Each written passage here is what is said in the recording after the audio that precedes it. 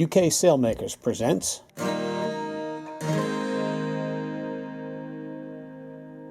Sail Better, a series of instructional videos for both racing and cruising sailors.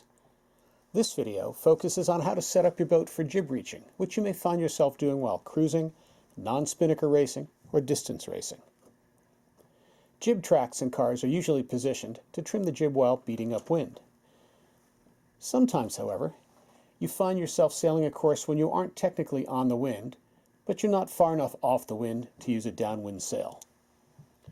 If you're sailing cracked off, and just ease the jib sheet without moving the lead forward and outboard, the leech of the jib will twist off, and the top of the sail luffs.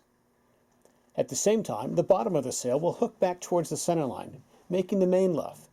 You'll instinctively react by over-trimming the main, which will make the boat heel unnecessarily, and it's also slow and uncomfortable. The flogging top of the jib also reduces the longevity of the sail. This is important to both racers and cruisers. To maintain the shape of the jib and the slot while sailing cracked off, use a temporary outboard lead. Attach a snatch block to an outboard track or a deck pad eye that you know has a backing plate. Use an extra sheet, a short sheet, running from the clew through the snatch block to a secondary winch.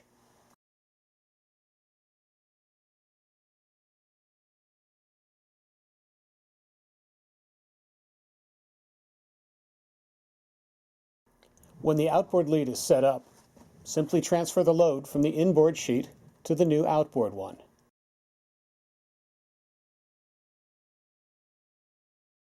Two things to consider when setting up an outboard lead.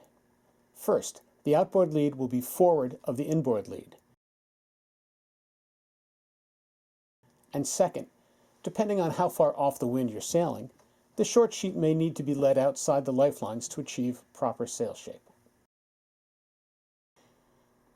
If you find the outboard lead needs to be on the other side of the lifelines to achieve the proper sheeting angle, simply put the load back on the primary sheet while you re-lead the sheet to the outboard lead.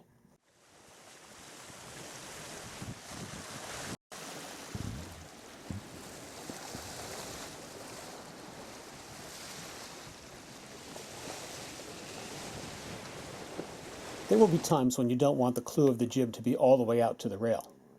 You can fine-tune the clew position by splitting the load between the inboard and outboard sheets as seen here. Now in this clip, we see the boat sailing at about 35 degrees apparent using an outboard lead.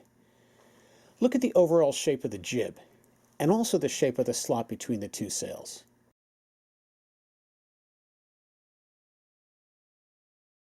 Remember, using an outboard lead makes sense for both racers and cruisers. Setting your sails properly will let you get the best performance and the most enjoyment out of your boat.